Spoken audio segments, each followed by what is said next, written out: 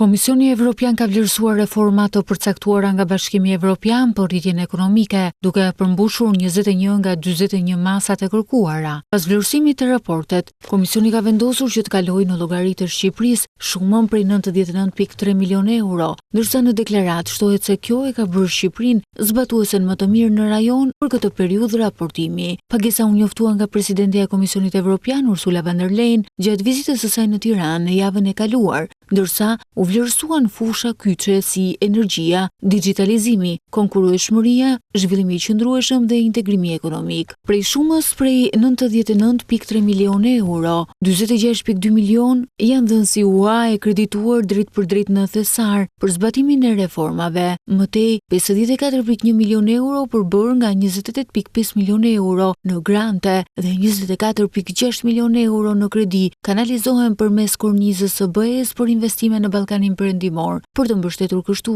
projektet e zhvillimit të infrastrukturës. Në raport theksohet se nga strategjia e zhvilluar, Shqipëria u bë pjesë e sistemit bankar SEPA, ku pagesat të drejtë në bankat evropiane bëhen në kohë më të shpejtë dhe me kosto shumë më të ulët. Instrumenti për reforma dhe rritje funksionon me një cikël raportimi i 6 mujor. Shqipëria do të paraqesë raportin e saj të ardhmen në fillim të vitit 2026, duke ofruar prova të reformave të zbatuara mes qershorit dhe dhjetorit 2025.